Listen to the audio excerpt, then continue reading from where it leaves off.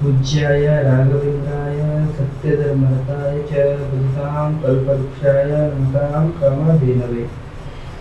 ನಾನು ನಿಮ್ಮ ಸುಧೀಂದ್ರ ತೀರ್ಥರು ಮಾಡುವಂತಹ ನಮಸ್ಕಾರವು ನಮ್ಮ ಯೂಟ್ಯೂಬ್ ಚಾನಲ್ ಆದಂತಹ ರಾಯರಾಜ್ ಜ್ಯೋತಿಷ್ಯ ಫಲಕ್ಕೆ ಸ್ವಾಗತ।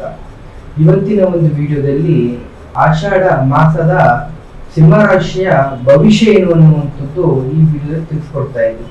ಈ ವಿಡಿಯೋ ನಿಮ್ಗೆ ಇಷ್ಟ ಆಗಿದ್ದಲ್ಲಿ ಲೈಕ್ ಶೇರ್ ಅಂತ ದಯವಿಟ್ಟು ಸಬ್ಸ್ಕ್ರೈಬ್ ಅನ್ನ ಮಾಡಿ। ಮೊದಲನೇದಾಗಿ ಉದ್ಯೋಗದ ಬಗ್ಗೆ ನೋಡೋದಾದ್ರೆ ಕೆಲಸದ ಸ್ಥಳಗಳಲ್ಲಿ ನಿಮ್ಮ ಯೋಜನೆಯ ಸಾಮರ್ಥ್ಯ ಎಲ್ಲರ ಗಮನ ಸೆಳೆಯುತ್ತೆ, ಹಿರಿಯರಿಂದ ಹೊಸ ಜವಾಬ್ದಾರಿಗಳು ಸಿಗುತ್ತೆ, ಕೆಲವರಿಗೆ ಬಯಸಿದ ವಿಭಾಗದಲ್ಲಿ ಕೆಲಸ ಮಾಡುವಂತ ಅವಕಾಶ ದೊರೆಯುತ್ತೆ, ಆದರೆ ಇತರ ತಪ್ಪುಗಳು ನಿಮ್ಮ ಮೇಲೆ ಬರದಂತ ಎಚ್ಚರ ವಹಿಸಿ ವ್ಯವಹಾರಗಳಲ್ಲಿ ಹೊಸ ತಂತ್ರಗಳನ್ನು ಅಳವಡಿಸಿಕೊಳ್ಳಲು ಉತ್ತಮವಾದ ಸಮಯ। ಗ್ರಾಹಕರ ವಿಶ್ವಾಸವನ್ನು ಹೆಚ್ಚಿಸಲು ಪ್ರಯತ್ನಗಳು ಭವಿಷ್ಯದಲ್ಲಿ ದೊಡ್ಡ ಲಾಭಗಳನ್ನು ತಂದುಕೊಡುತ್ತದೆ। ಆದಾಯದಲ್ಲಿ ಸ್ಥಿರತೆ ಅನ್ನುವಂಥದ್ದು ಕೊಂಡು ಬಂದರೂ ಕೂಡ ಇನ್ನು ಅನಿರೀಕ್ಷಿತ ವೆಚ್ಚಗಳು ಎದುರಾಗ್ತದೆ। ಕುಟುಂಬದ ಕಾರಣದಿಂದ ಅತಿ ಹೆಚ್ಚು ಖರ್ಚುಗಳಾಗುತ್ತೆ। ಯಾವುದೇ ಹೊಸ ಸಾಲಗಳನ್ನ ಪಡೆದುಕೊಳ್ಳುವ ಮುನ್ನ ಸ್ವಲ್ಪ ಸಾವಧಾನ ಯೋಚನೆಗಳನ್ನ ಮಾಡಿ। ಇದು ಕುಟುಂಬದ ಸದಸ್ಯರೊಂದಿಗೆ ಸಹಕಾರ ಮನೋಭಾವವನ್ನು ಪಡೆಯಲಿದೆ। ದೂರದಲ್ಲಿರುವಂತಹ ಸಂಬಂಧಿಕರಿಂದ ಸಂತೋಷಕ್ಕೆ ನೀವು ಕೇಳ್ತೀರಾ। ಸಂಗಾತಿಯ ಜೊತೆ ಪರಸ್ಪರ ಅರ್ಥ ಮಾಡಿಕೊಳ್ಳುವಂತಹ ಯೋಗ ನಿಮಗಿದೆ। ಸಮಯದ ಕೊರತೆಯಿಂದ ಉಂಟಾಗುವಂತಹ ಅಂತರದಿಂದ ಕಡಿಮೆ ಮಾಡಿಕೊಳ್ಳಿ। ಇನ್ನು ಆಹಾರದ ಕಡೆ ಮತ್ತು ಆಹಾರ ಪದ್ಧತಿಯ ವಿಚಾರದಲ್ಲಿ ಸ್ವಲ್ಪ ಗಮನ ಕೊಡಿ।